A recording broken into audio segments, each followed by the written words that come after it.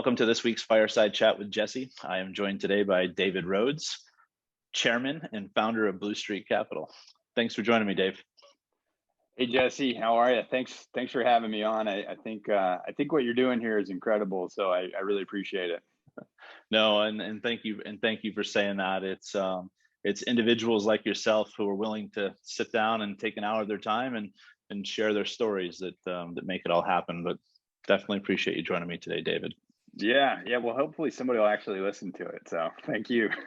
It's interesting when you watch the metrics because everyone's just like, does anyone ever watch these? And where it's fun is where people are like, oh, how are we doing? I'm like, you're kind of a week in, you only got about 30. Like, where does that put me? And I'm like, just kind of like to have some fun, right? We'll go. We'll shoot for triple digits on this one. Low triples. Let's go. Let's do it. Yeah. So Dave, for the people that might not be familiar with yourself, do you mind just kind of introducing you and your career to date in equipment finance? Yeah, you bet. Gosh, I've been in equipment leasing since '96. One of my best friends from college, his dad ran a local equipment leasing company, and was fortunate enough to go work for them for the first 8 years of my career. As I wanted to, expand myself and grow my own self, I always wanted to kind of start my own business, and this felt like something that I could do. So I literally started with with a small room and me and a plant, and that's it. And gosh, 18 years later, our business is doing better than ever. We're going through some pretty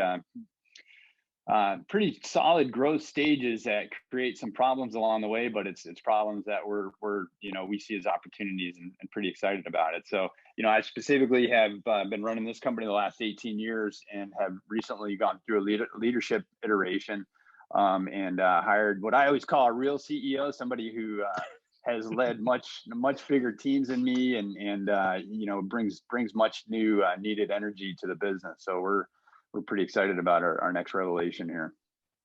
Yeah, no, I've known Steve for quite a while now, and when I saw him come on board, I was real excited. So, actually, our paths crossed. I want to say, I'm just assuming we've met at some point in time at a conference, but I think our formal introduction was back in November when Jamie Haver introduced us at that one EFC event we had. So that's right. Yeah, Jamie, she said, you must meet Jesse. You have to meet Jesse. He's doing really amazing stuff. And so far, I agree. That event that we were at in December was just fascinating, and hearing from everybody that's giving back in our business. And our industry, our business, it's such a cool business, and we have such a massive impact, not only on the economy, but just we're working with people and culture, and we do things in our own business. We do things with so many different businesses. The reach is huge. So I think pointing out all the good things that our business does, Jesse, is really special. Thank you. And I know we could probably take this entire segment up and talking about what Blue Street does and yourself as an individual does to your community, but we'll save that for a Foundation Friday. Okay. But for the people who might not be too familiar with Blue Street, do you mind just kind of introducing your organization that you started 18 years ago? Yeah, sure. So Blue Street specifically, we're a vendor equipment financing company. We primarily focus in technology. We have our foot in the biotech space. That seems to have grown quite a bit here this last couple of years, and we have a really some solid partners in that space. And as a result of the just being in the technology business, we work with a lot of growth stage tech companies that need office equipment and office furniture. So we do a ton of office furniture as well. And again, our primary go-to the market is working through vendors. And we feel like where we really add true value, or what we always see as massive value, is when we actually begin working with the end users and the lessees, and we try to grow our footprint in that business as much as we can, working with the sales leaders, or not the sales leaders, the C-level in those specific businesses. That's great. And so I know you said the biotech was growing. It's still pretty good from a growth perspective. On the office furniture side, like, what's that been like for the last couple of years? Yeah, it's actually been interesting. It's been one of our growth areas, believe it or not. Really? And I think it's primarily due to the partners that we're working with. They're bringing us to larger deals. So these are bigger companies that have already had commitments to, build out offices and move and whatnot prior to COVID. So I feel like, kind of right place, right time. There's a little bit of luck there as well. So Only reason I asked that question is I've been to several offices. I mean, not as much as pre-pandemic, but you go to some of these buildings and it's like they're maybe 10% occupied, and it's like, okay, what's going on here? it's spooky. It's eerie. I mean, gosh, I think Apple is not going. They just went through another iteration of people not going back to work. It's crazy. We've been fortunate. We've been able to remain in the office a majority of this pandemic. Leaning on the essential business, but also just minding our P's and Q's within spatial distance in the office and whatnot. But I really, it's got to be really hard for some businesses that can't. They need that person to person and have really suffered quite a bit because of it. Nope, nope. I completely understand there. One of the things where I believe before we were introduced to one another, Jamie is like, you have to ask Dave about the 5-hour workday Yeah. that he created with Blue Street, and I had you talk about it on a panel discussion at the EFC event.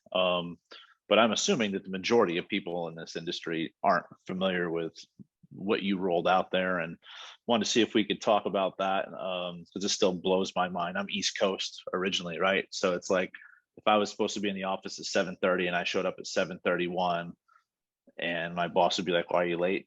Or if you leave at 5 o'clock, you leaving early. Yeah, yeah. Well, I'm from the Northeast originally myself, so I understand that, and it was, gosh, we've been doing it about 6 years now, and our business has grown threefold since we've done it. Um, we've had setbacks because of COVID, but I feel confident these setbacks are going to move us forward. Yeah, we basically, it was in 16. We were coming out of a very slow quarter at the beginning of 16. We made a sales leadership change that was probably premature for the business, and we were looking at our forecast first quarter of 16, and we actually had to cut salaries 20%. We decided to keep everybody as opposed to cut people. So that was in February, and by April or May, we restored everybody's salaries, and we were back in play. But we were kind of burnt, right? Me specifically, we were burnt. And it was the summer of 16. Had just caught a small article about a stand-up paddleboard company. It was on Shark Tank, Cuban invested company that had moved to the 5-hour workday. And it right away, I caught my eye. Thought about it quite a bit and how our business works and how our employees operate on a day-to-day. Talked with my partner Nick about it, and first conversation was, you're effing crazy. What are you talking about? And he went home that night, probably had a scotch or something, thinking I was crazy, and then woke up the next day and he's like, this is the greatest idea ever. And so we ran a trial of it for about, we said we were going to try it out for a quarter and just see how it goes, call it a beta. And essentially what we did is we compressed the workday. If you take away lunch, take a couple breaks away in the morning, take a couple breaks away in the afternoon, you're at 5 hours anyway, right? So it gave us a really good, what I call it, more than anything, it's a great focus tool. It's a great priority tool for our business. Steve Riggs, who's been in our business for a really long time, who's now the CEO, he coming into it, he was a little bit suspect, but now the more that he's in it, he's like, basically what you guys done is cut out the fluff.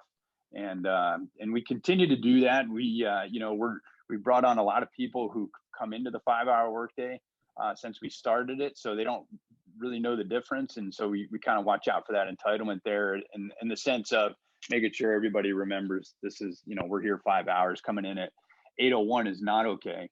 Coming in at 7:45 is kind of the expected. And then frankly,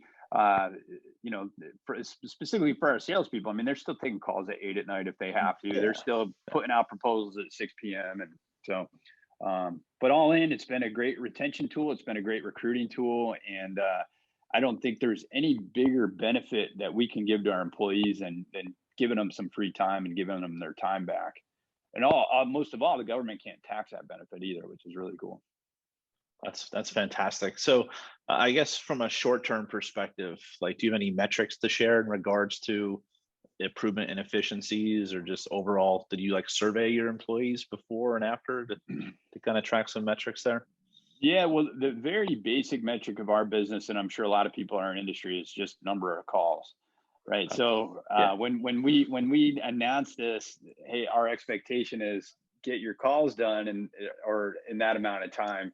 It was just shot through the roof. It's of course we'll get these calls done. We'll do whatever we need to, and then we kind of flattened out a little bit, and then we kind of realized, and we saw people going back to our old ways. So really what we had to do is really insert that hustle value into our culture. And we call it drive actually, and really press on that. And we would reward around it. We'd talk about it. We'd point it out. And we were very quick to point it out when people were not bringing it in that 5 hour period and not showing up and not hustling during that time. So the immediate metric was the calls spiked. They went up, 20, 30%. And then it kind of flattened out. And then we were like, this really needs to be a values change or a culture change in the business. And it wasn't changing the culture we already had, but it was really kind of putting more definition around that drive value than anything. yeah. And someone who's been on the business development side my entire career, um, being on the West Coast, I think it's brilliant, right? Because when I first started in sales, I was on the East Coast, and you can only really call East Coast companies at Yeah. 8 or 9 in the morning because it's 6 o'clock West Coast time. So those prime times are exactly where you got your butts in the seats, right? And people are dialing, and you can kind of go through the New York lunch and call on the California companies at that time. So it's perfect. Yeah. Yeah, and again, I can't emphasize it enough. It's if I said we only work 25 hours a week, that would be total bullshit. But there are people walking out of here at 1:30, but they're on their time. They're spending it the way they need to. We're not saying, hey, you have to be in your seat from 7:30 to 4:30 every day. We're not micromanagers. We don't want to be micromanagers. I'm a horrible micromanager. I have a hard time with myself as it is. So yeah, it's been really amazing, and I feel like this kind of 8-9 hour. It's just an artificial constraint that was stuck on us in 1914 by Ford with industrial workers. Yeah. And he said, hey, it's better to, instead of working whatever they were working, 12, 13-hour days, we're going to move our whole entire business to 8 hours a day. And so here we are over 100 years later, working in this paradigm that, in my view, didn't make sense for our business. I know there's certain industries and certain businesses it won't work. My sister, who I admire, and one of my favorite people in the world, she's in the hedge fund world, and I don't think she would. It's hard to, she hasn't worked a 25-hour in 2 days barely. So it's it just depends on the industry. No, that's a great point. And I was just trying to think, like, when the new executives kind of come on board, like they're like, okay, yeah, this isn't going to work, especially and everything. So it'd be interesting to chat with Mr. Riggs on that one to see what his initial thought was, and then where things are at now. Yeah, he's always challenging it a little bit. I hear it, but I think the more he sees that it can work, and the more that he's in it, he's definitely. He's a believer, but he's just the kind of guy that'll just wants to knock walls down and is going to get it done no matter what. So, Well, I really appreciated you talking about that at Regent's office in front of Don and Dennis. Those guys are like, the consummate sales professionals. And they're like, well, wait a second, that doesn't make any sense, because it bucks the normal trend, right? In regards to no. And then I saw one where I was like, well, what about if a credit app comes in after 1 o'clock? And the way you handle that was perfect. Yeah, it just really makes you think about efficiencies too, and you have people in the business coming up with the efficiencies because they want to work 5-6 hours. I mean, we're not getting in the way of somebody working 12, 14-hour days. If they want to do that, have at it. But we're just saying, hey, we need you to get it. We want you to get it done in 5 hours, and I think people, the people that we want really appreciate that. So. Nope, absolutely. So I'll shift gears a little bit here. One of the questions I ask, thought leaders like yourself is like from a new talent perspective, what can we as an industry do to attract, some younger talent coming out of school, and then more importantly, retain that talent? And I wish I had the answers to that. I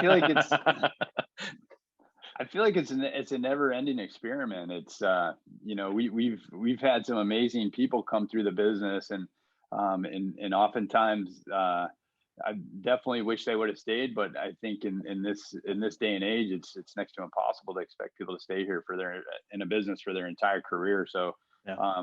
I've taken this approach more because it always was so personal for me when somebody would move on. But it's the same reason I moved on from my company is I wanted growth, I wanted expansion, I wanted things that maybe I didn't see I could get at that current business, and it wasn't a personal thing at all. It was like this is where I want to head. So, but as far as retention, I feel like it comes down to it sounds so contrived. It's totally culture. It's totally making people believe that they're not a cog in the wheel, and treating them like they're not a cog in a wheel.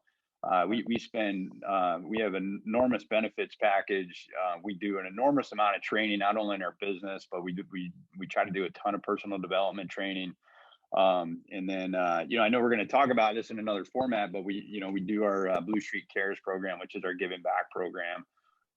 We have a culture club. We do so much because we just I just care about the people that work for us so much. We want to do whatever we can to not only make them the most productive, but also make them really kick-ass individuals too.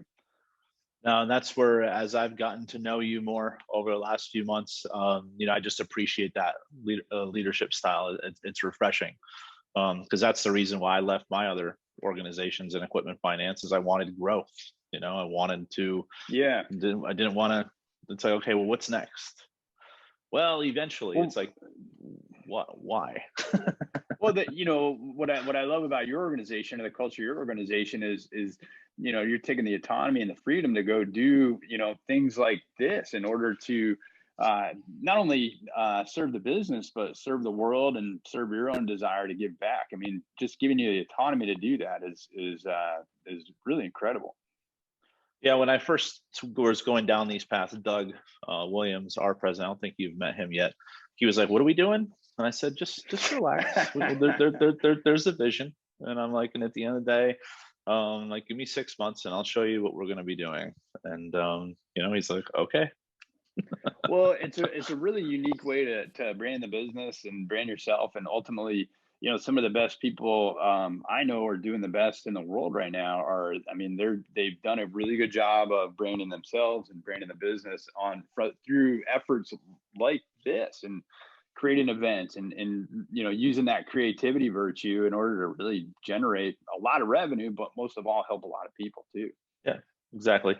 That it's what is it? Was it now? Servant leadership? Is that one of those buzzwords we're kind of hearing? And I think when everyone kind of considers that, they're like, whatever. That doesn't really mean much. But there's no more fulfilling thing when you can actually see. So out of that event that we did in your backyard there, one of the charities that we gave money to was the Tamke Project. I don't know, right. Maggie Holly, I think you've met her there. Yeah.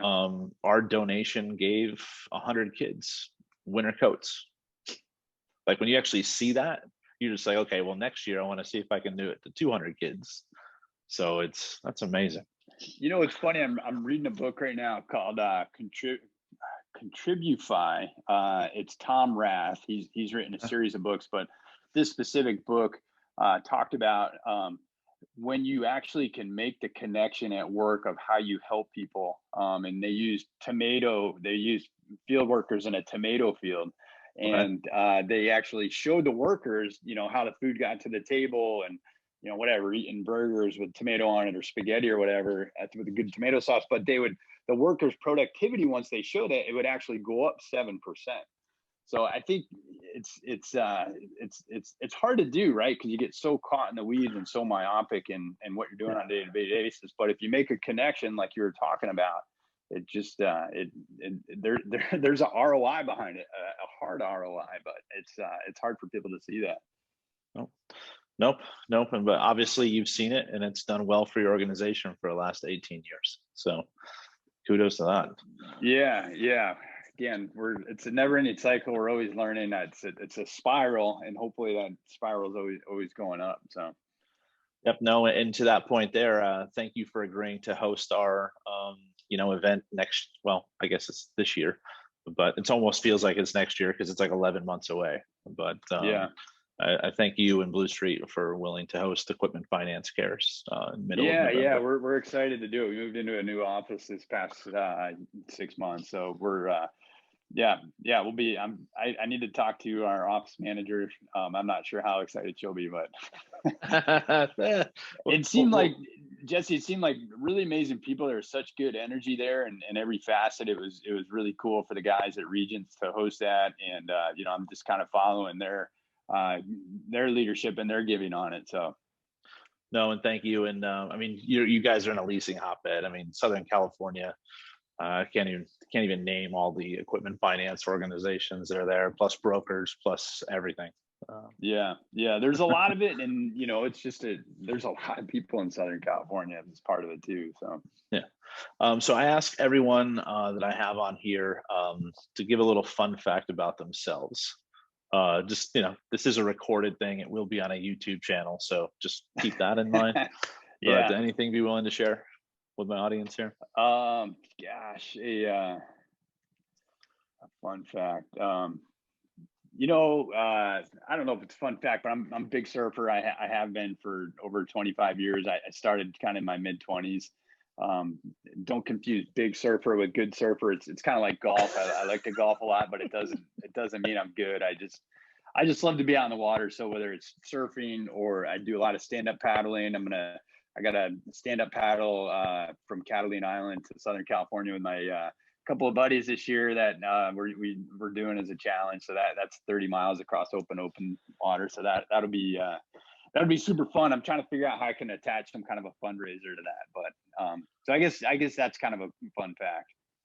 Let me know. I mean, maybe we do like an over under on how many times people fall off.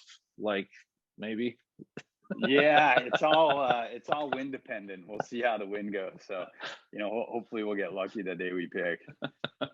One of my buddies was actually just out there when they had that tsunami warning, and they were in some kayaks and some gnarly waves for sure.